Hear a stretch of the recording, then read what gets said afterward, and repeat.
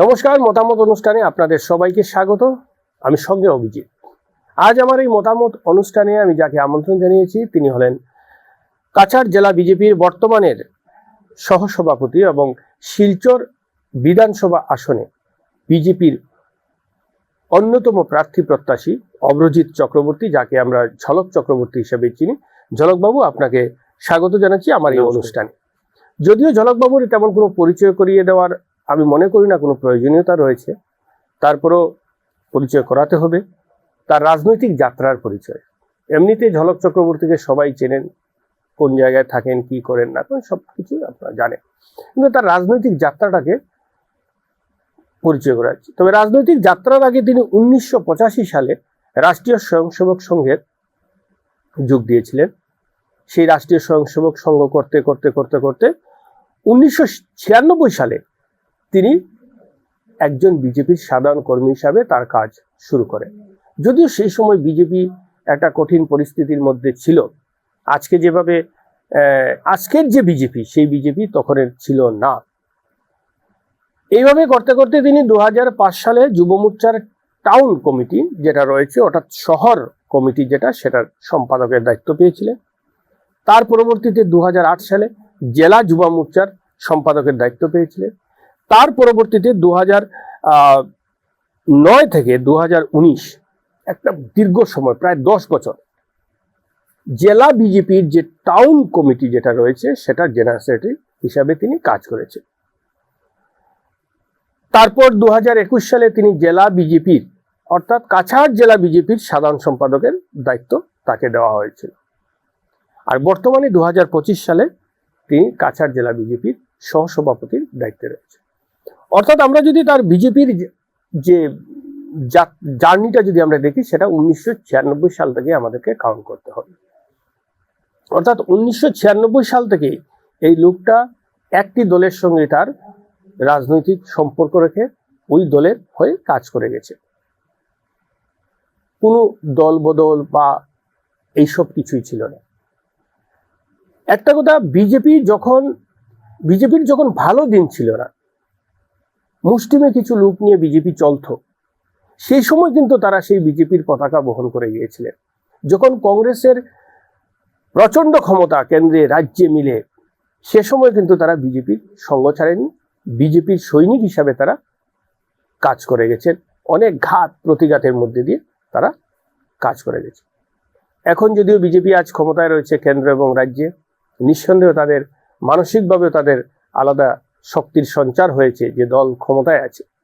তাই আজ ওনার সঙ্গে কথা বলবো বিভিন্ন বিষয় নিয়ে, কারণ তিনি এবার শিলচর বিধানসভা আসনের একজন অন্যতম প্রার্থী প্রত্যাশী। ঝলকবাবু, আপনার যে সংক্ষিপ্ত যে রাজনৈতিক যাত্রাটা আমি দেখলাম, তারপর আপনার মুখ থেকে শুনতে ভালো লাগবে। আপনি রাষ্ট্রীয় স্বয়ংসেবক সঙ্গে 1985 সালে জয়েন করেছিলেন। তখন আপনার বয়স কত হবে? 7-8 বছর। 7-8 বছর থেকে আপনি সঙ্গে, তার মানে 17 বছর বিজেপিতে। যখন আপনি বিজেপির একটা রাজনৈতিক দলে প্রায় আপনি 17-18 বছর থেকেই করে আসছেন। 1996 সাল থেকে যদি আমি হিসাবটা যদি দেখি, তাহলে প্রায় 30 বছর এই দলে আপনি কাজ করে আসছেন, বিভিন্ন সময় বিভিন্ন পদে। এবার আপনি, আপনার ইচ্ছা স্বাভাবিক থাকে, মানুষের স্বপ্ন থাকে যে রাজনীতিতে যখন কেউ আসে একটা স্বপ্ন থাকে একদিন এমএলএ বা সাংসদ হওয়ার, জনপ্রতিনিধি হয়। এবার হঠাৎ করে 30 বছর পর, বলতে গেলে 30 বছর একটা সংগ্রাম করেছেন বিজেপিতে, হঠাৎ করে এবার আপনার বিধায়ক হওয়ার জন্য কিভাবে ইচ্ছাটা এলো? অ্যাকচুয়ালি কি আছে, আমরা যখন দলে যোগদান করেছিলাম, তখন আমাদের আমরা জনপ্রতিনিধি হবো এই ধরনের স্বপ্ন আমাদের ছিল না। এটা সাধারণত বিজেপির থাকে না, জানি আমি, মোটেই ছিল না আমাদের। তো দীর্ঘদিন কাজ করার সুবাদে বিভিন্ন স্তরের কার্যকর্তাদের সাথে পরিচয় হয়েছে, জনগণের সাথে পরিচয় হয়েছে, এবং শিলচর পৌরসভাতেও আমি প্রতিদ্বন্দ্বিতা করি। দল আমাকে টিকিট দিয়েছিল। হ্যাঁ হ্যাঁ, এইটা ভুলে গেছিলাম দর্শকবৃন্দ, আমি আবার একটু মনে করে দিচ্ছি যে ওনার কথায় তিনি কিন্তু শিলচর পুরসভার প্রাক্তন পুর কমিশনার ছিলেন এবং সে সময় তিনি একজন সফল পুর কমিশনার ছিলেন। সেই পুর কমিশনার জার্নিটা শুরু হোক। তো যখন মানে পৌরসভার দায়িত্ব পাই, সেই সুবাদে বিভিন্ন স্তরের জনগণের সাথে যোগাযোগ করার বা কাজ করার সুযোগ সুবিধা হয় আমার। এবং সেই সুবাদেই মানুষ দীর্ঘদিন থেকেই আমাকে যারা ভালোবাসেন, শিলচরের অনেক মানুষ রয়েছেন যারা চান আমাকে রাজনৈতিক ক্ষেত্রে আরো এগিয়ে যাওয়ার জন্য, এবং তাদের সেই আশীর্বাদ, তাদের সেই প্রেরণাই মূলত আমাকে অনুপ্রাণিত করেছে এবার দলের কাছে মনোনয়ন প্রত্যাশা করার জন্য। এবং দল আমাদের, আপনারা জানেন, যেহেতু এটা বিজেপি, এখানে কোনো টিকিট চাওয়ার জন্য কোনো নির্দিষ্ট পরিবারের সদস্য হতে হয় এরকম নয়। সাধারণ কর্মীর জন্য, হ্যাঁ, সাধারণ কর্মীরাই জেনারেলি বেশি প্রাধান্য পেয়ে থাকেন এখানে। সেই সুবাদে একজন সাধারণ কর্মী হিসাবে যারা আমাকে আশীর্বাদ করেন, ভালোবাসেন, তাদের ইচ্ছা অনুযায়ী আমি দলের কাছে আবেদন রেখেছি। এখন হাইকমান্ড, আমার আশা হাইকমান্ড সেই বিষয়ে বিচার বিবেচনা করবেন। ঝলকবাবু, আমরা যদি দেখি 2021 সালের, একটু পিছনে যাচ্ছি, 2021 সালের শিলচরের যে বিধানসভা নির্বাচন হয়েছিল, আর আপনাকে মূলত আমরা যদি বেশি চিনি যে বর্তমান যিনি বিধায়ক রয়েছেন দীপায়ন চক্রবর্তীর একজন প্রধান সৈনিক হিসাবে আপনি ছিলেন। মানে দীপায়ন চক্রবর্তীর সব থেকে ট্রাস্টেড মানুষ কেউ থাকলে শহরের মানুষ জানতো, সে হলেন ঝলক চক্রবর্তী। আমরা 2021 সালে নির্বাচন দেখেছিলাম যে প্রায় সম্পূর্ণ ইলেকশন ম্যানেজমেন্টটা কিন্তু আপনি দেখেছিলেন। মানে আপনি, দীপায়ন চক্রবর্তী আপনাকে ট্রাস্ট করেন, তার জন্য দিয়েছেন। দীপায়ন চক্রবর্তী এবার মাঠে রয়েছেন, সেই ক্ষেত্রে যে আপনি প্রার্থিত্বের দাবি জানিয়েছেন, তাতে কি কোনো সংঘাতের সম্ভাবনা আছেনি, বা আপনাদের মধ্যে কোনো সংঘাত কি সৃষ্টি হয়েছে? না, সেরকম কিছু নয়। আমি যেটা আগেই বললাম, মানে এখানে সবার অধিকার রয়েছে। 10 জন টিকিট যেতে পারেন, কিন্তু দল একজনকে টিকিট দেবে। দল যাকে টিকিট দেবে আমরা সবাই মিলে তাকে জিতানোর চেষ্টা করব। আর আপনি যেটা বললেন, দীপায়নদার সাথে আমার দীর্ঘ প্রায় 35 বছরের সম্পর্ক। সেই সুবাদে দীপায়নদা যখন প্রার্থিত্বের দাবিদার ছিলেন, তখনও আমার সাধ্য অনুযায়ী আমরা যতটুকু আমরা দেখেছি আপনি প্রচুর কাজ করেছি। আমরা এখনো দীপায়নদার সাথে আমার কোনো বিভেদ বা মতবিরোধ আমার নেই অন্তপক্ষে। দলের কর্মী হিসাবে, সৈনিক হিসাবে দাবি জানিয়েছি, সেটা উনিও আশা করি খোলা মনেই নেবেন, কারণ আমাদের মধ্যে এই পারস্পরিক বোঝাপড়া তো রয়েছেই।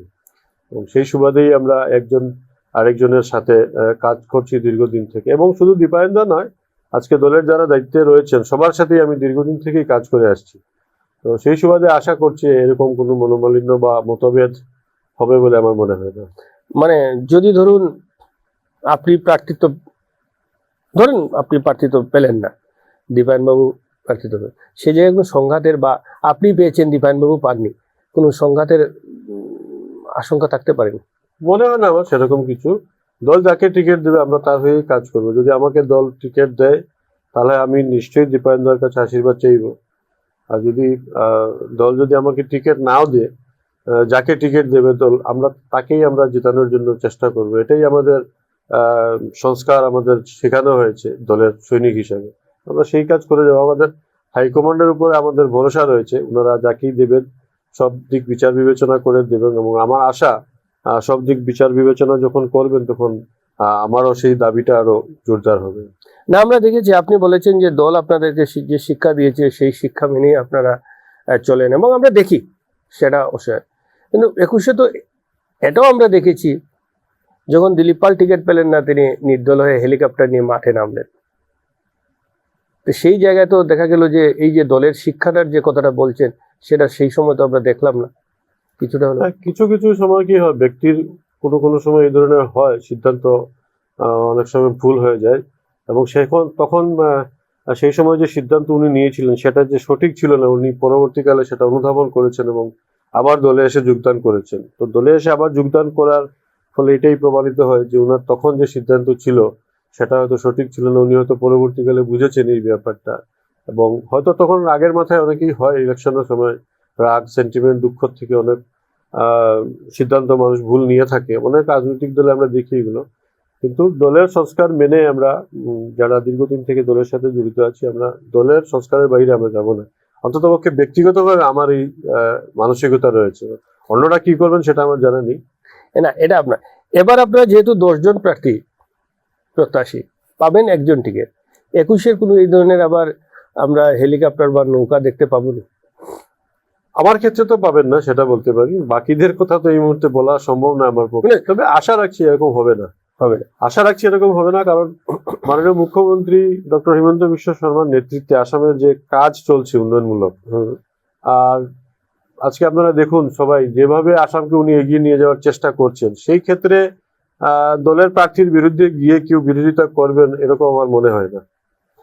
আচ্ছা, যদিও আপনি হয়তো এখানে আমার স্টুডিওতে বসে সেটা আপনি স্বীকার করবেন বা মানবেনও না, কিন্তু এটা বাস্তব যে আজকের দিনে যদি আমরা দেখি, আমি প্রথমেই বলেছিলাম যে আগের বিজেপি আর আজকের বিজেপি অনেক ডিফারেন্স হয়েছে, কারণ দল বড় হচ্ছে, অনেক লোকের আগমন হচ্ছে, বিভিন্ন রাজনৈতিক থেকে বিভিন্ন রাজনৈতিক মতাদর্শ থাকা লোকরা এখন বিজেপিতে আসছেন, পরিধিটা বড় হচ্ছে। সেই ক্ষেত্রে যদি আমরা দেখি এবং সেটা স্বীকার করতে হয় যে এখন দেখা গেছে বিজেপিতে বেশ কিছু লবিবাজির কাজ করছে, কারণ যেহেতু আপনি সংগঠনের দায়িত্ব, আপনি বিজেপির সহসভাপতি এই জেলার, তাছাড়াও আপনি বিভিন্ন কয়েক দশক থেকে আপনি বিজেপির কর্মী পদাধিকারী হিসাবে কাজ করছেন। এই লবি কেন্দ্রিক রাজনীতিটা বিজেপিতে এখন দেখা যাচ্ছে বেশ বেড়ে গেছে, কি বলবেন এটা? আমার চোখে এখনো লাগেনি। হ্যাঁ, জানি আপনি অস্বীকার করবেন, কারণ আপনি স্বীকার করতে পারতেন না, কারণ সেটা বাস্তব কথা। যখনই মানুষ বেশি হবে লবিবাজি হবে, আমরা দেখেছি বিভিন্ন লবিবাজি হচ্ছে বিজেপিতে। আপনার চোখে এরকম কিছু পড়েছিল? আমার চোখে এরকম এখন পর্যন্ত আসেনি, যদি আসে তাহলে নিশ্চয়ই দেখবো। সবাই ইউনাইটেড আপনি ভাবছেন? আমরা সবাই মানে লবিবাজির কোনো ইয়ে নেই, কারণ টিকিট পাওয়ার ক্ষেত্রে কিছু লবিবাজি থেকে যায়। এটা ঠিক লবিবাজি বলবো না, এটাকে আমরা কি বলবো, আপনাদের ভাষায় বলুন। আমরা তো বা অন্য দলের যেটা বলি যে এটাকে লবিবাজি, মানে টিকিট পাওয়ার ক্ষেত্রে, সেটা আপনাদের ভাষায় কি বলেন? না, এটাকে লবিবাজি তো আমরা বলবো না, এটা হেলদি কম্পিটিশন বলতে পারি আমরা। একে অপরকে সম্মান করে, সম্মান বজায় রেখে আমরা দলের কাছে প্রার্থিত্ব দাবি করেছি, এবং সবাই নিজ নিজ ক্ষমতা অনুযায়ী চেষ্টা করছেন, এবং এটা ভুলও নয়। জনগণের কাছে যাচ্ছেন, সুযোগ সুবিধা, জনগণের সুবিধা এইগুলা আলাপ আলোচনা করছেন ওনারা, এবং আমার মনে হয় না এটাতে কোনো ভুল রয়েছে বলে। তবে ভুল তখন হবে যখন আমরা একজন আরেকজনের বিরুদ্ধে কাদা ছোড়াছুড়ি করব, তখন এটা লবিবাজিতে পরিণত হবে। এখন পর্যন্ত আমরা ফিউচারের ক্ষেত্রে অন্ততপক্ষে বলতে পারি এখন পর্যন্ত না, ভবিষ্যতে হওয়ার সম্ভাবনা আছে নি কাদা ছোড়াছুড়ি? ভবিষ্যতের প্রশ্নটা একটু হাইপোথেটিক কোয়েশ্চেন হয়ে যাবে, কি হবে ভবিষ্যতে আমাদের জানা নেই। তথাপি আমার মনে হয় যেহেতু দল একটা সুশৃঙ্খল দল, এবং এখানে সবাই নিয়ম নীতি অনুসরণ করেই চলেন, এবং আমাদের যারা হাইকমান্ড ও দলীয় নেতৃত্ব যারা রয়েছেন এই বিষয়গুলো ভালো করে অনুধাবন করেন, আমার মনে হয় না এই ধরনের খুব বিশেষ ঝামেলা হবে বলে। আচ্ছা ঝলকবাবু, আপনাকে আমি দেখেছি আপনাদের দলের যিনি স্থপতি আছেনই, প্রয়াত হয়েছেন প্রাক্তন কেন্দ্রীয় মন্ত্রী, সঙ্গে আপনার খুব একটা ভালো সম্পর্ক, ঘনিষ্ঠ সম্পর্ক। এই প্রথম ভারতীয় জনতা পার্টি একটা নির্বাচন খেলতে যাবে স্থপতির অনুপস্থিতিতে, তিনি নেই আমাদের মধ্যে। এই জায়গাটাকে আপনি কি বলবেন? কারণ ওনার একটা গ্রহণযোগ্যতা, ওনার একটা মান্যতা দলের মধ্যে ছিল যথেষ্ট। যখনই দলে কোনো বিশৃঙ্খলা লাগতো আমরা দেখতাম, হ্যাঁ দলের মধ্যে লাগবে ঘরের ভিতরে, তখনই দেখা যেত যে উনি যখনই ছুটে আসতেন পার্টি অফিসে, চেয়ারে যখন বসতেন, যত ধরনের ঝামেলা ঝগড়াঝাটি সব মিটমাট হয়ে যেত, তিনি বলে দিলেন। কিন্তু এবার উনাকে আপনারা পাচ্ছেন না। উনার অ্যাবসেন্স বা উনাকে বাদ দিয়ে প্রথম বিজেপি এবার নির্বাচন খেলবে, কিরকম? এটা তো আমাদের সবার জন্য একটা বেদনাদায়ক ঘটনা। আজ উনি আমাদের মধ্যে নেই, কিন্তু ঈশ্বরের নিয়ম অনুযায়ী, সংসারের নিয়ম অনুযায়ী সবাইকে তো একদিন যেতে হবে। ওনারও যথেষ্ট বয়স হয়েছিল, অনেক দিন থেকে উনি অসুস্থ ছিলেন, তো সেটা স্বাভাবিক, সবারই একটা সময় আসবে। এটা আমাদের জন্য, যারা দলের কর্মী, যারা আমাদের জন্য একটা বেদনাদায়ক ঘটনা।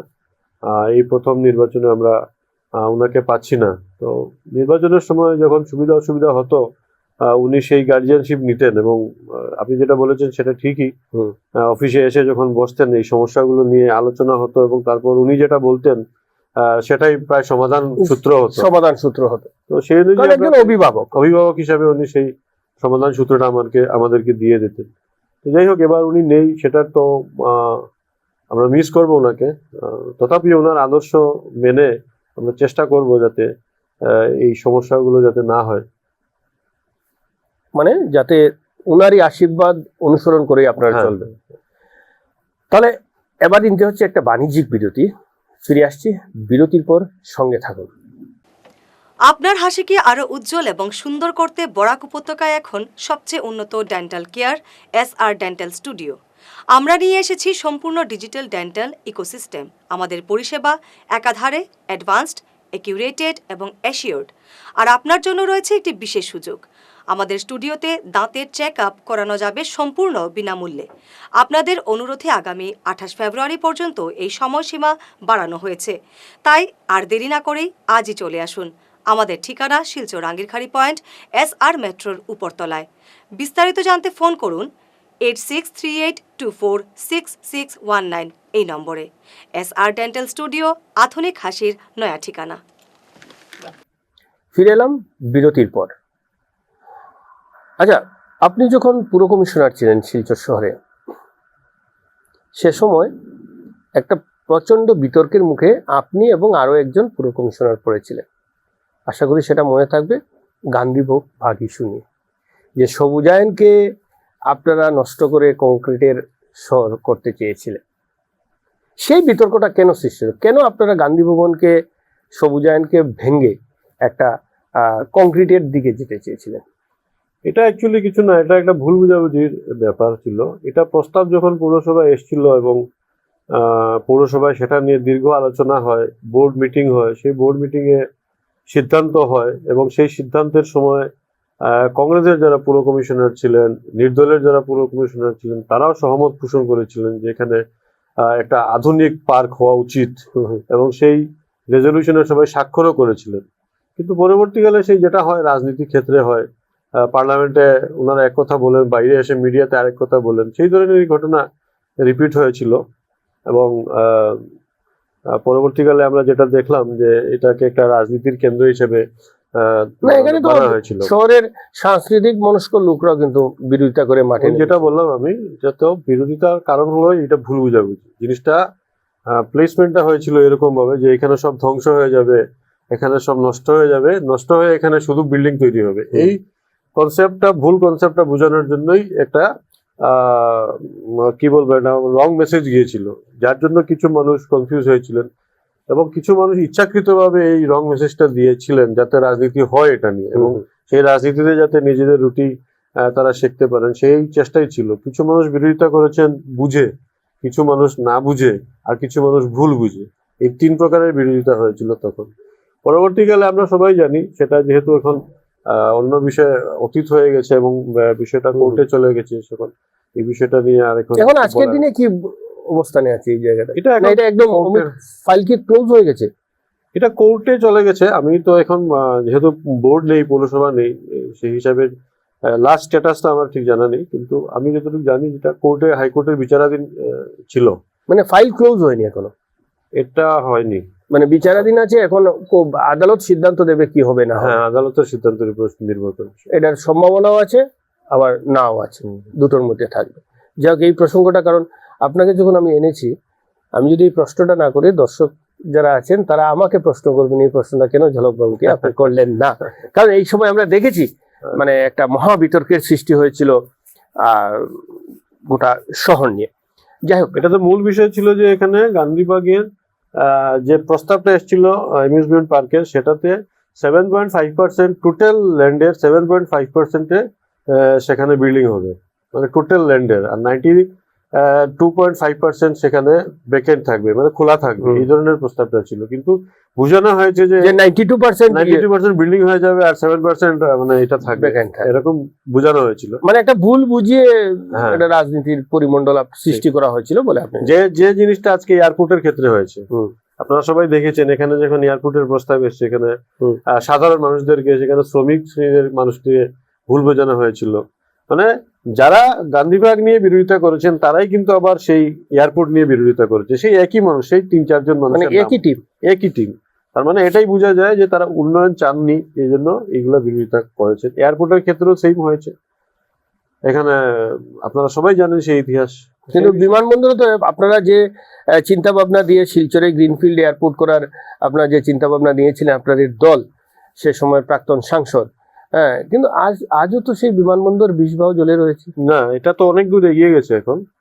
এটা খুব সম্ভবত মানে যে মানে অফিস ওয়ার্ক যেগুলো, ফাইল ওয়ার্ক যেগুলো, এগুলো অনেকটাই এগিয়ে গিয়েছে এবং এখন আমার যতটুকু মনে হয় খুব তাড়াতাড়ি সেটা শিলান্যাস। কারণ মুখ্যমন্ত্রী সেদিন যখন আমরা জিজ্ঞেস করেছিলাম বিমানবন্দরের বিষয়টা নিয়ে, তিনি বলেছেন যে একটু সময় লাগবে, কারণ গ্রিন ট্রাইব্যুনাল বিভিন্ন, হ্যাঁ, ওই ফর্মালিটি গুলোতে যে সময় লাগবে সেটা তো লাগবে। এটার কি সম্ভাবনা আছে নি গ্রিনফিল্ড এয়ারপোর্টের? না, আমি যতটুকু জানি, না শুধু আমরা এই গল্পই শুনে যাব। না, আমি যতটুকু জানি এটা সম্পূর্ণ সম্ভাবনা রয়েছে এবং সেটার পেপার ওয়ার্কস অনেক দূর এগিয়ে গিয়েছে এবং আশা করি সেটা হয়তো মাননীয় মুখ্যমন্ত্রী এই বিষয়টাতে বিস্তারিত বলবেন উপযুক্ত সময়ে, সেটা আমাদের আশা রয়েছে। এবার আসা যাক শিলচরে একটু ডেভেলপমেন্ট নিয়ে কথা বলবো, কারণ আপনারা অনেক বছর আগেই স্মার্ট সিটির গল্প শুনিয়েছিলেন আমাদের শিলচর শহরবাসীকে, যে শিলচর শহর স্মার্ট সিটি হবে, শিলচর শহরে উড়ালপুল হবে। অনেক গল্প আমরা শুনেছি, আমরা দেখে আসছি, কিন্তু বাস্তব করতে কিছুই নেই। না হলো স্মার্ট সিটি, না হলো এখনো উড়ালপুলের শুধু গল্পই শুনছি, কিন্তু বাস্তব কতটুকু হবে সেটাই হলো কি এখন সব থেকে বড় প্রশ্ন। আর স্মার্ট সিটির ফাইলটাও প্রায় হিমঘরে চলে গেছে, আর এখন রিসেন্টলি শোনা যাচ্ছে ফ্লাইওভারের বিষয়টা, তাও আবার ফ্লাইওভার নিয়ে অনেক বিতর্ক দেখা যাচ্ছে। এই ব্যাপারে আপনি কি বলবেন? এই যে ডেভেলপমেন্ট নিয়ে আপনাদের যে স্বপ্নের ফেরিওয়ালা করে রেখে দেন আমাদেরকে, শহরের মানুষকে, সেক্ষেত্রে আপনি কি বলবেন? এই ক্ষেত্রে আমাদেরকে একটু বাস্তব চিন্তাধারা করতে হবে। কেন করতে হবে? 2014 ইংরেজির আগে আমাদের মুখ্যমন্ত্রী, তৎকালীন মুখ্যমন্ত্রী মহাশয় বলেছিলেন যে বরাক উপত্যকার 15টা সিট কংগ্রেসকে দিলে 1000 কোটি টাকা পাওয়া যাবে।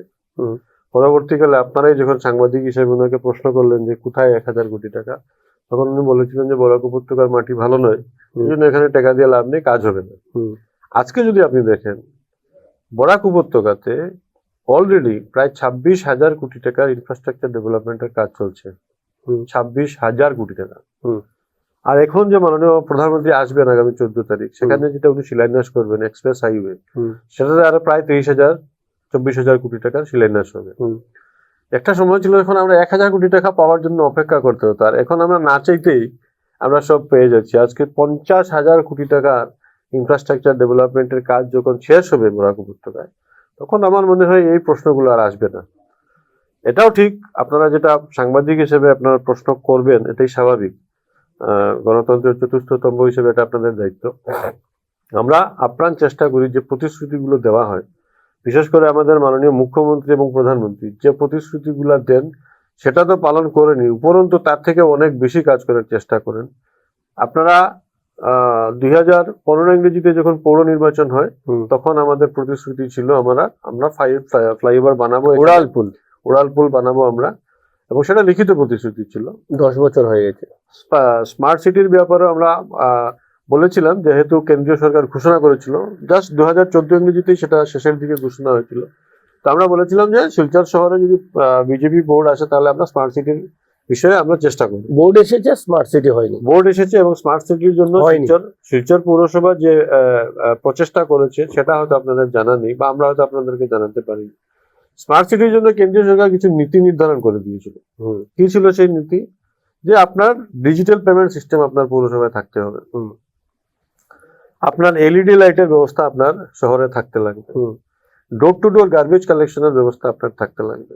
এই ধরনের কিছু ক্রাইটেরিয়া কেন্দ্র সরকার তখন স্থির করে দিয়েছিল। কিন্তু আনফরচুনেটলি আমরা দেখেছি শিলচর পৌরসভা বিগত দিনে কংগ্রেস এবং বিশেষ করে একটি পরিবার দশকের পর দশক পরিচালনা করার পরও আমরা এখানে এলইডি লাইট লাগানো হয়নি, আমাদের এখানে ডিজিটাল পেমেন্ট সিস্টেম করা হয়নি। এই বিষয়গুলো হয়নি, যার জন্যই আমরা স্মার্ট সিটির ক্রাইটেরিয়া আসতে পারিনি। আপনারা তথাপিও না, আমি ভাবলাম যে কংগ্রেস কিছু করেনি, ঠিকই আছে, আমি কংগ্রেস কিছু করেনি, আপনি এলইডি লাইটের কথা বলেছেন, ডোর টু ডোর গার্বেজের কথা বলেছেন, আরো যেগুলা ক্রাইটেরিয়া, আমি ভাবলাম আমরা ধরে নিয়েছি যে কংগ্রেস কিছুই করেনি। আপনারা 5 বছর কতটা এলইডি লাইট লাগিয়েছেন, কতটা গার্বেজ? এটাই বলছি, আমরা যখন দেখলাম যে স্মার্ট সিটিতে যাওয়া সম্ভব হবে না, তখন আমরা কেন্দ্রীয় সরকারের সাথে আলাপ আলোচনা করলাম যে কি করা যায়। তখন বলা হলো যে এই ক্রাইটেরিয়া গুলো আপনাদেরকে পুরো করতে হবে, তারপরে আপনারা আবার আসবেন। অ্যাকর্ডিংলি আমরা শিলচরে এসে আমরা 5,500 এলইডি লাইট লাগাই। আমরা ডোর টু ডোর গার্বেজ কালেকশনের আমরা প্রয়াস শুরু করি। আপনারা সবাই জানেন তৎকালীন ডিসি ছিলেন বিশ্বনাথন সাহেব, উনি নিজে সেটার উদ্বোধনও করেছিলেন ডোর টু ডোর গার্বেজ কালেকশনের জন্য। প্রত্যেকটি ওয়ার্ডে ওয়ার্ডে আমরা এনজিও কে লাগিয়েছিলাম সেই গার্বেজ কালেকশনের জন্য। এবং আরেকটা কি বলেছিলাম, LED door to door smart digital payment system. এই ডিজিটাল পেমেন্ট সিস্টেমটাও কিন্তু আমাদের বিজেপি বোর্ড থাকা অবস্থায় সেই শিলচর পৌরসভায় ইনস্টল হয়। এই ক্রাইটেরিয়া যখন পুরো হয়, তারপরে আমরা কেন্দ্র সরকারের সাথে আলাপ আলোচনা করে, যেহেতু স্মার্ট সিটিতে আমরা আগে আসতে পারিনি, পরবর্তীকালে আমরা অমৃতর আন্ডারে আমরা প্রায় 176 কোটি টাকার মতন শিলচর শহরে আমরা আনতে সক্ষম হয়েছিলাম। আপনারা সবাই জানেন এখন যে ওয়াটার সাপ্লাই যেটা কাজ চলছে, সেটা কিন্তু ওই অমৃত প্রকল্পে শিলচর পৌরসভা কোয়ালিফাই করেছিল বলেই এটা সম্ভব হয়েছে। যদি শিলচরে বিজেপি বোর্ড না আসতো, তাহলে আমরা অমৃত প্রকল্পেও আসতাম না, স্মার্ট সিটিতেও আমরা আসতাম না।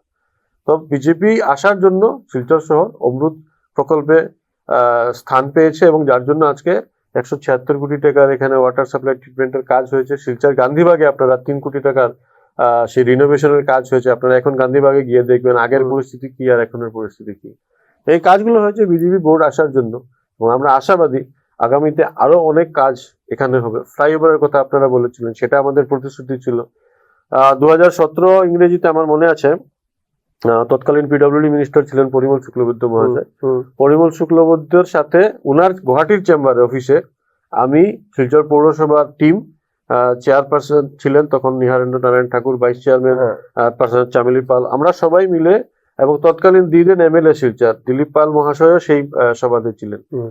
সেই পরিমল শুক্লবৈদ্য পিডব্লিউডি মিনিস্টারের চেম্বারে মিটিং হওয়ার পর পরিমল দা সেটা ক্যাবিনেটেও প্রিলিমিনারি বাজেটের জন্য উনি প্রস্তাব করেছিলেন, এবং আমি যতটুকু জানি সেখানে একটা বাজেট ধার্য করা হয়েছিল, কিন্তু পরবর্তীকালে সেটা আর অগ্রসর হয়নি।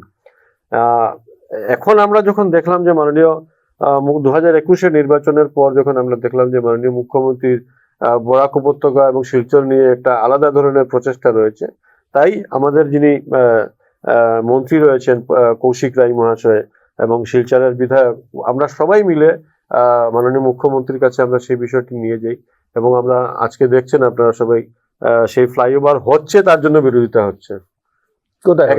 একটা পোর্শন বলছেন যে ফ্লাইওভার না হলে ভালো, অনেক ব্যবসায়ীদেরও সুবিধা হবে ইত্যাদি। এতদিন আন্দোলন ছিল যে ফ্লাইওভার কেন হচ্ছে না, এখন ফ্লাইওভার হচ্ছে, তার জন্য একটা আন্দোলন তৈরি করার চেষ্টা করা হচ্ছে। তো আমরা জানি এখানেও যে ভুল বুঝানোর চেষ্টা করা হচ্ছে, শিলচরের মানুষ সেটাকে মানছেন না, এবং শিলচরের মানুষ ভারতীয় জনতা পার্টির সাথে রয়েছেন, মুখ্যমন্ত্রীর সাথে রয়েছেন, যার জন্য এই ফ্লাইওভার খুব তাড়াতাড়ি শিলান্যাস হবে, যেটা অলরেডি ঘোষণা করা হয়েছে মাননীয় প্রধানমন্ত্রীর হাত ধরে সেটার শিলান্যাস হবে। তো আপনাদের যে কোয়েশ্চেন ছিল বা প্রশ্ন যে কংগ্রেস করেনি মানলাম, কিন্তু বিজেপি কি করলো, তো বিজেপির আমলে কাজগুলো হয়েছে। বিজেপি করেছে একটা পুরসভার জন্য, বিজেপি একটা ভালো কাজ করেছে। সেটা হলো গিয়ে পুরসভায় বিজেপির ভোট দখল করার পর 2020 সাল থেকে 2025 5 বছর কিন্তু বিজেপি পুরসভার ইলেকশন করাতে পারেনি। শহরের পুরো নাগরিকদের সব থেকে ভরসার স্থলটাই হলো গিয়ে শিলচর পুরসভা থেকে সেটা নিগমে রূপান্তরিত হয়েছে। তারপরেও কিন্তু শহরের মানুষ এখনো অভিভাবকহীন পুরো পরিষেবা পাওয়া থেকে, কারণ কোনো নির্বাচিত বোর্ড নেই। সেটা অবশ্য বিজেপি করেছে। আপনি বলতে পারেন যেহেতু এটা বিজেপি সরকারের সময় ইলেকশন হয়নি, সেই কারণটা কি ছিল, কেন আপনারা করাতে পারেনি, সেটা আপনাদের ব্যর্থতা। সেই দোষটা আপনারা বিজেপির ঘাড়ে দেবেন, সেটাই স্বাভাবিক। যেহেতু এখন কংগ্রেস সরকারে নেই, তো কংগ্রেসের উপর তো দেবেন না। কিন্তু এটার যে মূল কারণ রয়েছে আপনারা সবাই জানেন, 2020 ইংরেজিতে যখন বোর্ডের সময় শেষ হয়, তারপরেই করোনা চলে আসে, এবং প্রায় 2 বছর আমরা করোনার জন্য কোনো মুভমেন্ট আমাদের এখানে হয়নি। সম্পূর্ণ দেশ জুড়েই এটা পরিস্থিতি ছিল, এবং 2022-এর শেষে আমাদের এখানে ফ্লাড এসে যায়, সেই ভয়ঙ্কর ফ্লাড। এই ফ্লাডের যে ভয়ঙ্কর যন্ত্রণা ছিল সেটা কাটিয়ে উঠতে আমাদের প্রায় 1 বছর চলে যায়। এবং সেই যে কোর্টে যে কেস হয়েছিল, বিভিন্ন জায়গা থেকে কোর্টে কেস হয়েছিল যে ওরা পৌর নিগমে আসতে চাইছেন না, এই ধরনের কেস, এই কেসের জন্য আমাদের অনেকটা সময় চলে যেত। এই সব বিষয়গুলো নিয়েই আমাদের অনেকটা ডিলে হয়েছে, সেটা তো অস্বীকার করার কিছু নেই। এবং এটা আমাদের সৌভাগ্য যে বিজেপির সরকার থাকা অবস্থায় আসামের দ্বিতীয় বৃহত্তম শহর শিলচর পৌর নিগমে উন্নত হয়েছে। আমি বললাম সেটার জন্য আপনাদেরকে ধন্যবাদ দিচ্ছি যে শিলচর পুরো বোর্ডকে নিগম করেছেন আপনাদের সরকার, এটা ভালো কথা, এটার জন্য আপনার ধন্যবাদ। কিন্তু এখন যদি আমরা দেখি শিলচর পুরো বোর্ডকে যখন নিগমে রূপান্তরিত করা হয়েছিল, একই সময় ডিব্রুগড়কেও করা হয়েছিল। হয়েছিল কি না হয়েছিল? হয়েছিল। কিন্তু শিলচর ডিব্রুগড় নিগম হওয়ার পরও, ডিক্লেয়ার হওয়ার পর কিন্তু তারা বোর্ডের নির্বাচন করিয়েছিল। তারাও একটা বিভিন্ন রাজনৈতিক বেড়াজালে পড়েছিলেন। কিন্তু শিলচর কেন এই ধরলাম নিগম বাদ দিন, বোর্ডের নির্বাচনটা কেন করাতে পারলো না? ওরা তো করাতে পারলো ডিব্রুগড়, আমাদের এখানে কেন হলো না? আমাদের এখানে শহরের মানুষ কেন এইভাবে আজকে 5 বছর ধরে একটা যন্ত্রণায় ভুগছেন? না, আপনি যেটা যন্ত্রণা বলছেন সেরকম ঠিক নয়। পৌরসভা যে বন্ধ হয়ে গেছে তা নয়, পৌরসভাতে নির্বাচিত বোর্ড নেই, কিন্তু এটা এখন সরকার চালাচ্ছে এডিসির মাধ্যমে, কমিশনারের মাধ্যমে পৌরসভা সেই পরিষেবা দেওয়ার চেষ্টা করছে। এটা পরিষেবা দিচ্ছে না এটাও ঠিক নয়। হ্যাঁ, হতে পারে নির্বাচিত বোর্ড থাকলে যতটুকু হয় সেটা হয়তো হচ্ছে না, কারণ এই পৌরসভায় তো একটা নির্বাচিত বোর্ডের দ্বারা গঠিত। নিশ্চয়ই, কিন্তু আমি যেটা বললাম যে সেই ভয়ঙ্কর ফ্লাড এবং সরকারি 3 বছর আমি ছেড়ে দিই কোর্টের যে কেস, সেই কেসের জন্য এটা সম্ভব হয়নি। কোর্টের কেসটা ছিল যে নিগম নিয়ে, হ্যাঁ, বোর্ড নিয়ে কিছু ছিল না, কিন্তু তারপরে আপনারা বোর্ডের নির্বাচন করাননি। সেটাই, কারণ আমাদের তখন এটা ছিল যে কেসের মধ্যে কোনো সময় ছিল না যে লেখা যে আপনারা বোর্ডের নির্বাচন করাতে পারবেন না। আমাদের সেটা স্বপ্ন ছিল যে কেসটা হয়তো তাড়াতাড়ি শেষ হয়ে যাবে, তারপরে আমরা যেহেতু নিগম ঘোষণা করা হয়েছে সেই নিগমের নির্বাচনটাই আমরা শিলচরে করবো, এবং শিলচরের মানুষ পুরো নিগমের নির্বাচনই চাইছিলেন। সেই হিসাবেই একটু আমরা অপেক্ষা করতেছিলাম যে কোর্টের কেসটা তাড়াতাড়ি শেষ হয়ে গেলে আমরা পরবর্তী পর্যায়ে সেটাকে, কোর্টের কেসও শেষ হয়ে গেছে, এখন তো বিধানসভা নির্বাচন এসে গেছে। তো এটা তো মুখ্যমন্ত্রী শিলচরে সে কয়েক দফার ডেটও দিয়ে গিয়েছিলেন পুর নিগম নির্বাচন হবে, তারপরেও হলো না। তো এটা কি আপনি মনে করেননি এখানকার যারা জনপ্রতিনিধি, কারণ মুখ্যমন্ত্রী নিজে বলেছেন যে আমি নিগমের নির্বাচন করিয়ে দেবো যদি এখানে সাংসদ বিধায়করা যদি আজকের দিনে রাজি হন, যেটা ডিএসএতে একটা অনুষ্ঠানে তিনি সংবাদ মাধ্যমকে বলেছিলেন, তারপরও হয়নি। তা আপনার মনে হয়নি সেই জায়গায় কিছুটা ব্যর্থতা বিধায়ক এবং সাংসদদের রয়েছে? কারণ আমরা যদি ডিব্রুগড়ে দেখি, ডিব্রুগড়ের বিধায়ক আজকের দিনে যিনি মন্ত্রী প্রশান্ত ভূষণ, তিনি ওপেন স্টেটমেন্ট রয়েছে, আমরা কিছুই চাই না, আমরা আগে নিগম হয়েছে ভালো হয়েছে, নিগমের ক্রাইটেরিয়া আসুক, কোনো আপত্তি নেই, নিগম হোক, আমরা কিন্তু আমাদের বোর্ডে নির্বাচন, উনি জোর করে বোর্ডে নির্বাচন করিয়েছিলেন। যদি আপনি আমি যে জায়গা থেকে বলছি সেই জায়গা থেকে যদি আপনি দেখেন, তাহলে আমি যতটুকু জানি তখন এটাই ছিল যে নিগম নির্বাচনই কাঙ্ক্ষিত ছিল, কিন্তু সেই কিছুটা অসুবিধার জন্য তখন সম্ভব হয়নি। কিছু মানুষ চাইছিলেন যে বোর্ড নির্বাচন হয়ে যায়, কিন্তু যদি তখন পুরো বোর্ড নির্বাচন হতো তাহলেও সেই প্রশ্ন আসতো নিগম ঘোষণা করার পর কেন পুরো বোর্ড নির্বাচনে যাওয়া হলো, এটাও প্রশ্ন আসতো। কিন্তু এই বিষয়গুলো একটু হাইপোথেটিক্যাল, তাই এইগুলোর উত্তর খুঁজে বের করা অত্যন্ত কঠিন। যেটা হবে আমাদের আশা, মাননীয় মুখ্যমন্ত্রীর নেতৃত্বে ভালো হবে, শিলচরে অনেক কিছু পাবে, এটা আমাদের আশা রয়েছে। কিন্তু বিরোধীদের বক্তব্য হচ্ছে আপনারা পুরো বোর্ড নির্বাচন করাননি, বোর্ড নিগম বলছি না, যে আপনাদের আশঙ্কা ছিল যে হয়তো আপনারা বোর্ডে ক্ষমতায় আসতে পারবেন না, এ ধরনের কিছু ছিল। এটা ওদের দিবা স্বপ্ন হতে পারে, কারণ কংগ্রেস তো বর্তমানে প্র্যাকটিক্যাল ফিল্ডে নেই। কোথায় আছে? ফিল্ডে নেই ওরা, হয়তো পত্রিকা বা টেলিভিশন ইত্যাদি ডিবেটে থাকতে পারে, কারণ কংগ্রেসের যারা নেতৃবর্গ ওনারা কংগ্রেস ছেড়ে চলে গেছেন। গৌতম রায় শেষ চলে গেছেন, সুস্মিতা দেব কংগ্রেস ছেড়ে চলে গেছেন, রাজদীপ গোয়ালা কংগ্রেস ছেড়ে চলে গেছেন, এখন কমলাক্ষ দেব কংগ্রেস ছেড়ে বিজেপিতে যোগদান দিচ্ছেন। এই যে বিষয়গুলো, কংগ্রেস কোথায়? কংগ্রেসের তো কোনো নেতৃত্ব নেই, তাহলে ওনারা নির্বাচনে জয়ী হবেন কিভাবে? এটা ওনারাও জানেন যে ওনারা জয়ী হবেন না, কিন্তু মিডিয়াতে অ্যাটেনশন দিতে লাগবে, পাবলিক অ্যাটেনশন চাই, সেজন্য এই ধরনের কথা ওনারা বলে থাকেন। এটা মানুষ জানেন, আজকাল শিলচরের মানুষ সচেতন মানুষ, এই বিষয়গুলো নিয়ে ওদেরকে কেউ সিরিয়াসলি নিচ্ছে না বর্তমানে, বিশেষ করে কংগ্রেসকে। আপনি দীর্ঘদিন পুরো বোর্ডে ছিলেন এবং একটা ভালো জায়গায় আপনি ছিলেন, অনেক ডেভেলপমেন্ট কাজ করেছেন, বা পুরসভায় আপনাদের যে যারা পুর কমিশনার ছিলেন 28 জনের মধ্যে আপনারা কয়েকজন আমরা দেখেছি যে খুব অ্যাক্টিভ ছিলেন। এই পুর বোর্ড না থাকায় এখন যেহেতু প্রশাসনিকভাবে চালানো হচ্ছে, তাতে আপনার কি মনে হয় যে শিলচর শহরের ডেভেলপমেন্টের ক্ষেত্রে কিছুটা বাধা বিপত্তি হয়েছে? সেরকম কিছু মনে হচ্ছে না, তবে একটু একটু হলে হতেও পারে, যেটা মেজর বলা যায় না। আমি যতটুকু দেখেছি, যখন নাগরিক সমস্যা নিয়ে আমরা পৌরসভাকে কিছু বলি বা ফোন করি, ওনারা রেসপন্স করেন এবং সেই কাজগুলো করে দেন। এই জন্য যারা আধিকারিক যারা রয়েছেন এবং কর্মচারী যারা রয়েছেন তারা জনগণের কাজ করার চেষ্টা করছেন, সেই জন্য খুব বিশেষ অসুবিধা হচ্ছে বলে আমার মনে হয় না। তথাপিও নির্বাচিত প্রতিনিধি না থাকায় যে অসুবিধাটা সেটা একটু একটু হতে পারে, তবে পৌরসভার পৌরকর্মীরা সেটা আপ্রাণ চেষ্টা করছেন যাতে নাগরিকদের কোনো অসুবিধা না হয়, সেই চেষ্টা ওনারা চালিয়ে যাচ্ছেন। এবং আমরা যারা পুরসভায় ছিলাম কমিশনাররা, আমরাও চেষ্টা করছি যাতে জনগণের কোনো অসুবিধা না হয়। বোর্ড থাকুক কিংবা না থাকুক, আমরা আমাদের পরিষেবা আমরা দেওয়ার চেষ্টা করছি আগের মতো। আমরা আরো কিছু সময় বাকি রয়ে গেছে, যদিও হ্যাঁ সময় প্রায় শেষ হওয়ার পথে, তবু কিছুটা সময় রয়েছে। তবে তার আগে নিতে হচ্ছে আরো একটা সামান্য বাণিজ্যিক বিরতি। ফিরে আসছি বিরতির পর। আপনার হাসিকে আরও উজ্জ্বল এবং সুন্দর করতে বরাক উপত্যকায় এখন সবচেয়ে উন্নত dental care SR dental studio. আমরা নিয়ে এসেছি সম্পূর্ণ ডিজিটাল ডেন্টাল ইকোসিস্টেম। আমাদের পরিষেবা একাধারে অ্যাডভান্সড, অ্যাকিউরেটেড এবং অ্যাসিওর্ড। আর আপনার জন্য রয়েছে একটি বিশেষ সুযোগ। আমাদের স্টুডিওতে দাঁতের চেক আপ করানো যাবে সম্পূর্ণ বিনামূল্যে। আপনাদের অনুরোধে আগামী 28 ফেব্রুয়ারি পর্যন্ত এই সময়সীমা বাড়ানো হয়েছে। তাই আর দেরি না করেই আজই চলে আসুন। আমাদের ঠিকানা শিলচর আঙ্গিরখাড়ি পয়েন্ট, SR মেট্রোর উপরতলায়। বিস্তারিত জানতে ফোন করুন 8638246619 এই নম্বরে। SR ডেন্টাল স্টুডিও, আধুনিক হাসির নয়া ঠিকানা। ফিরে এলাম বিরতির পর। গত 5 বছর, এই মুহূর্তে আমরা যদি একটা হিসেব দেখি, রাজ্যে 10 বছর আপনার ক্ষমতায়, কেন্দ্রে 12 বছর।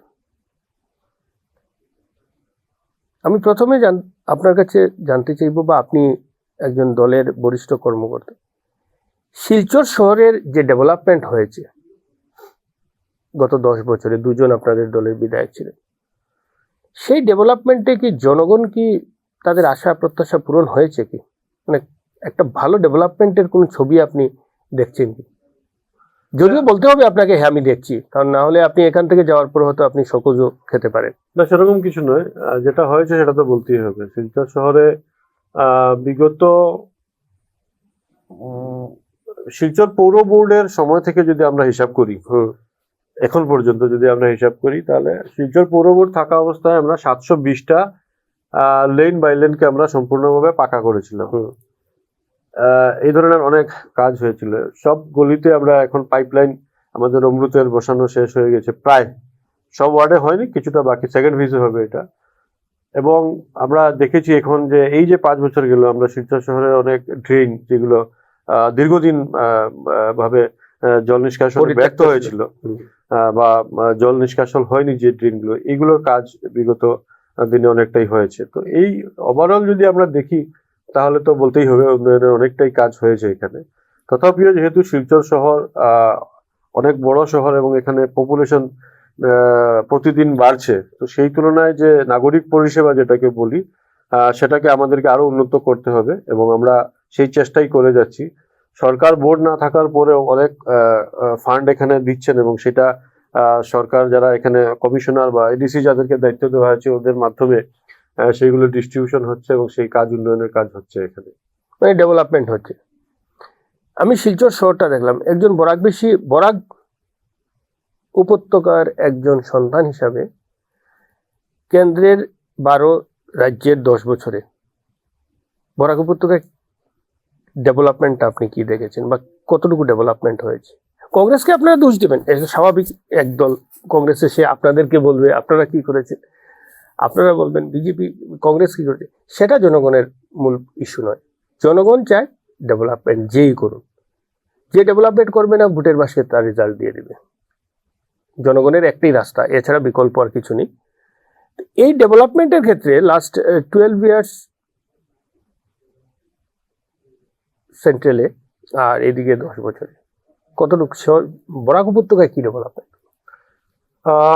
এই 10 বছরের উন্নয়নের যদি আমি জিনিসটাকে আমরা দেখি বা অ্যানালাইজ করি, তাহলে বলবো 10 বছর আগে যখন আমরা এখান থেকে গুয়াহাটি যেতাম, প্রত্যেক মাসে একটা বা দুটা নাইট সুপার খাদে পড়ে যেত, 20-25 জন মানুষ মারা যেতেন।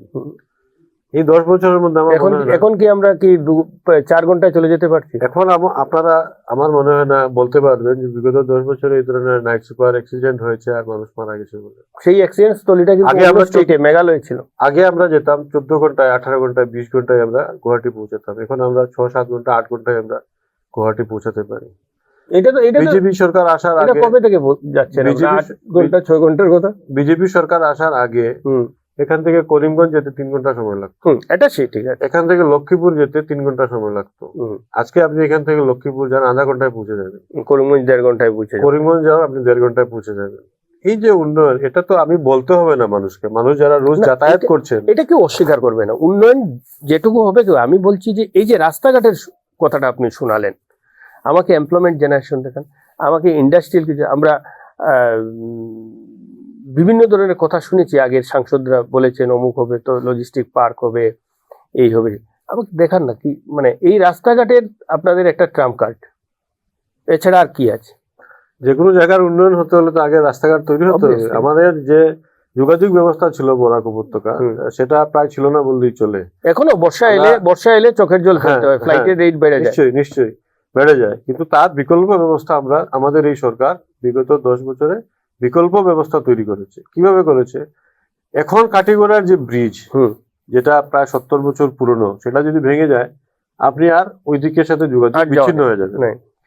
আমাদের সরকার এখন কাটিগড়ার সেই নদীর উপরে 2টা ব্রিজ তৈরি করছে বর্তমানে, একটা 5 গ্রাম, একটা মালুয়ার দিকে, 2টা তৈরি হচ্ছে। এখন যেটা ঘোষণা হবে এক্সপ্রেস হাইওয়ে, সেই এক্সপ্রেস হাইওয়েতে আরো 2টা ব্রিজ দেওয়া হয়েছে সেই বরাক নদীর উপরে। তার মানে কাটিগড়া এবং মেঘালয়ের সাথে আমাদের যোগাযোগের 4টা ব্রিজ আমরা পাবো। মানে একটা ব্রিজ যদি ভেঙে যায়, তাহলে বাকি 3টা আমাদেরকে থাকবে। রেলের অবস্থা আপনি যদি দেখেন, একটা সময় ছিল আমাদের এখানে লামডিং থেকে ট্রেন চেঞ্জ করে তারপর যেতে হতো। এখন আপনারা এখান থেকে শিলচরে বসে আপনি ভারতবর্ষে যে কোনো জায়গায় আপনারা যেতে পারছেন। কোথাও বর্ষার সময় আমরা জানি যে ল্যান্ডস্লাইড হয়, পাহাড়ি জায়গায় ল্যান্ডস্লাইড হয়। এবং এটার জন্য আমাদের সরকার বিকল্প রাস্তা তৈরি করার জন্য, যে লঙ্কা হয় যেটা আলাদা রুট তৈরি করার জন্য চেষ্টা করছে, সেটারও অলরেডি সার্ভে 2-3টা সার্ভে হয়েছে, ডিপিআর অলরেডি তৈরি হয়ে যাচ্ছে। মাননীয় রাজ্যসভার সাংসদের সেই বিষয়টা নিয়ে তৎপর রয়েছে। আমরা জানি আমাদের সরকার এবং আমাদের নেতৃবৃন্দরা সেই প্রচেষ্টা চালিয়ে যাচ্ছেন, যাতে বরাক উপত্যকা মানুষ বিগত দিনে যে অসুবিধার সম্মুখীন হতেন, সেটা যেন আগামী দিনে না হয়, তার জন্য এই পরিকল্পনা, এই কাজগুলো চলছে না। কারণ এখনো আমরা বর্ষার দিনে আমরা একটা দ্বীপে আটকে থাকি, কিন্তু এটা ছিল গত বছর ধরুন বা বর্ষা এলেই ফ্লাইটের টিকিট 18,000 টাকা, ট্রেন বন্ধ। আপনার যে মেঘালয় রোডের কথা বলছেন, যে আগে নাইট সুপারের অ্যাক্সিডেন্ট হতো, এখন অ্যাক্সিডেন্ট না হোক, অ্যাক্সিডেন্ট হবেই বা কিভাবে? যদি গাড়ি যেতেই না পারে, তাহলে তো অ্যাক্সিডেন্টের কোনো প্রশ্নই উঠে না। সুতরাং যেতেই পারছে না। আপনি হাফলংয়ের রোড বলুন, যেটা মহাসড়কের যে রোডটা বলুন, সেগুলো সব কিন্তু এখনো বিকল আছে। আপনি বলছেন যে এখন এবং আগামীতে করার প্রচেষ্টা করা হবে। না, আপনি আমার কথার অর্থ হয়তো বুঝতে পারেননি। আমাদের কাজ চলছে। হারাঙ্গা যাও নেরিম ব্যাঙ্গালোর যে সেকশনটা, যেটা কাজ দীর্ঘদিন বন্ধ ছিল, সেটার কাজ এখন প্রায় শেষ। 9 কিলোমিটার জায়গা রয়েছে যেটা এখনো কাজ সম্পূর্ণভাবে আমরা করতে পারিনি। বাকি এই 9 কিলোমিটার বাদ দিলে আরো 5 কিলোমিটার জায়গা রয়েছে যেখানে কাজ চলছে। আমরা শুনেছিলাম জানুয়ারি মাসে আমরা এইদিকে চলাচল করতে পারবো। হ্যাঁ, আমাদের সরকার সেই প্রচেষ্টাতেই রয়েছে, যাতে জানুয়ারি শেষ হয়, ফেব্রুয়ারি কিন্তু শেষ না। বলা হয়েছিল, যতটুকু পর্যন্ত বলা হয়েছিল যে আমরা এই রুটটা এতটুকু পর্যন্ত আমরা চলাচলের ব্যবস্থা করতে পারবো, সেটা হয়ে গেছে। তার মধ্যে ব্রিজটাও ভেঙে গেছে। এটা তো আনফরচুনেট, এটা তো আর বলার অপেক্ষা রাখে না।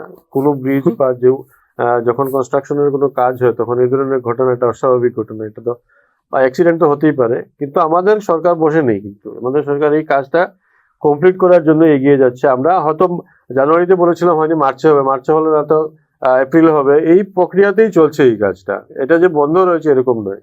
বাকি আপনারা মেঘালয়ের রাস্তার দিকে কথাই বলুন বা অন্যান্য যে রাস্তাগুলো রয়েছে, সবগুলো রাস্তা দিয়ে কাজ চলছে। এখন যেহেতু কাজগুলো শেষ হয়নি, তাই আপনারা বলতে পারেন যে এগুলো তো হয়নি, কিন্তু কাজগুলো সম্পূর্ণ গতিতে চলছে, খুব তাড়াতাড়ি সেই কাজগুলো শেষ হবে এবং এখান থেকে মানুষ খুব তাড়াতাড়ি আমরা এখন 14 ইংরেজির আগে যেভাবে 18-20 ঘন্টা লাগতো এখন তো সেটা লাগছে না। না, এখন আপনি যেটা কমেছে। বললেন যে যদি গাড়ি চলে না তাহলে আর অ্যাক্সিডেন্ট কোথা থেকে হবে। আপনি এখন যান গুয়াহাটি 8 ঘন্টা আপনার সময় লাগবে, বাই রোড যান বাই ট্রেন যান, ট্রেনে গেলে বর্ষাতে আবার গ্যারেন্টি থাকবে না। ট্রেনে গেলে আপনার 10 ঘন্টা সময় লাগবে, বাসে গেলে আপনার বা প্রাইভেট কারে গেলে আপনার 8 ঘন্টা সময় লাগবে, 9 ঘন্টা সময় লাগবে। তো 18 ঘন্টার থেকে আমরা 9 ঘন্টায় এসছি দাদা, আরো কমবে, আরো 9 ঘন্টার থেকে আমরা 5 ঘন্টায় আসতে আরেকটু সময় লাগবে, সেটা স্বাভাবিক। যেটা 14 মার্চ সেই শিলান্যাসটা হবে। শিলান্যাস হয়ে গেলে আমাদের সেই কাজটাও শুরু হয়ে যাবে এবং কাজ তো অলরেডি সার্ভে বিয়ে হয়ে গেছে। যাই হোক, আমাদের সময় আরো সামান্য একটু সময় রয়েছে, ওই সময়টা নিয়ে নিচ্ছি। ধরুন আপনাকে দল প্রার্থিত্ব দিল, আপনি শিলচরের প্রার্থিত হয়ে আপনি বিধায়কে জয়ী হলেন। যে কোনো একটা কিছুতে যাওয়ার আগে একটা ভিশন অ্যান্ড মিশন থাকে। আমি আমার, যেমন আপনি যখন পুর কমিশনার নির্বাচিত হয়েছে, নিঃসন্দেহে আপনার ওয়ার্ড নিয়ে একটা মিশন অ্যান্ড ভিশন ছিল যে আমি যদি পুর কমিশনার হই আমি এই জায়গাটাকে একটু প্রাধান্য দেব, এই কাজটাকে বেশি প্রাধান্য দেব, একটা মিশন অ্যান্ড ভিশন থাকে। সেই ক্ষেত্রে যদি আপনার এই বিধায়কের স্বপ্নটা পূরণ হয়ে যায়, তাহলে আপনার ভিশন অ্যান্ড মিশনটা কি থাকবে শিলচর শহরের জন্য, তখন আপনার এলাকাও বিস্তর বেড়ে যাবে। হ্যাঁ নিশ্চয়ই, সেটা তো একটা স্বপ্ন আমার রয়েছে, তবে এটা যেহেতু আপনার সময় শেষ হয়ে আসছে, বিস্তারিত আলোচনা করতে গেলে আরেকদিন বসতে লাগবে আপনার নিশ্চয়ই সাথে। নিশ্চয়ই তো আমার যে শিলচর শহরের পৌরসভায় থাকা সুবাদে যে জিনিসটা বুঝতে পেরেছি, শিলচর শহরের মূল কিছু সমস্যা রয়েছে, যেমন পানীয় জল, ওয়াটার লকেজের আমাদের প্রবলেম, জল নিষ্কাশনের যেটা খাওয়ার জলের একটা সমস্যা রয়েছে এবং ট্রাফিক। এই 4টি সমস্যাই আমাদের শহরের মূল সমস্যা এবং এই 4টি সমস্যার সমাধানের জন্য আমার নিজস্ব পরিকল্পনা রয়েছে। যদি ঈশ্বর সুযোগ দেন, জনগণ যদি আশীর্বাদ করেন, দলের হাইকমান্ডের সাথে মাননীয় মুখ্যমন্ত্রীর সাথে আলোচনা করে সেই বিষয়ে যত তাড়াতাড়ি সম্ভব সমাধান করার জন্য আমি আপ্রাণ চেষ্টা করব। যাই হোক, আমরা দীর্ঘক্ষণ প্রায় 1 ঘন্টা আমরা ঝলক বাবুর সঙ্গে কথা বললাম বিভিন্ন ইস্যুতে, একেবারে বরাক উপত্যকার উন্নয়ন থেকে শুরু করে পুরসভার সব বিষয় নিয়ে আমরা ওনার সঙ্গে দীর্ঘক্ষণ কথা বলেছি। উনি ওনার মতামত দিয়েছেন, নিশ্চয়ই আপনারাও শুনেছেন। কারণ ভবিষ্যৎ কি আসবে সেটার জন্য আমাদের অপেক্ষা করতে হবে। ঝলকবাবু অনেক কিছু আমাদের আবারও আমরা সেই স্মার্ট সিটি উড়ালপুরের দীর্ঘদিন থেকে আমরা স্বপ্ন বা দেখে আসছি। ঝলকবাবু আরো কিছু সংযোজন করেছেন। আশা রাখবে, আমাদের আশাবাদী যে একদিন না একদিন হয় এইগুলা স্বপ্ন পূরণ হবে। ঝলকবাবু, আপনাকে এই সময়টা দেওয়ার জন্য, যে প্রায় 1 ঘন্টা সময় আপনি দিয়েছেন, কারণ আমি জানি এই মুহূর্তে আপনার অনেক ব্যস্ততা রয়েছে, প্রধানমন্ত্রী মোদিজি আসছেন, সেই একটা কর্মকাণ্ড থাকবে, সব নিয়ে আপনি একটা, এবং দলের একটা দায়িত্বে রয়েছেন উপসভাপতির মতো একটা গুরুত্বপূর্ণ পদে, তার সব মধ্যেও যে আপনি সময়টা দিচ্ছেন তার জন্য আমি অসংখ্য ধন্যবাদ আপনাকে জানাচ্ছি এবং আবার আরো কোনো একদিন দেখা হবে আপনার সঙ্গে। ধন্যবাদ, আপনাকে ধন্যবাদ। তাহলে অনুষ্ঠান এখানেই শেষ করতে যাচ্ছি, তবে একটা কথা বলে যাচ্ছি, যদি সঠিক সংবাদ, সত্য সংবাদ এবং মুহূর্তের খবর যদি আপনারা দেখতে চান, তাহলে ঈশান বাংলার ফেসবুক পেজ, ইউটিউব এবং ঈশান বাংলা চ্যানেলে চোখ রাখবেন, মুহূর্তের খবর মুহূর্তে পেয়ে যাবেন। তাহলে অনুষ্ঠান এখানে শেষ করছি, আবার দেখা হবে আগামীকাল বিকেলে। নমস্কার।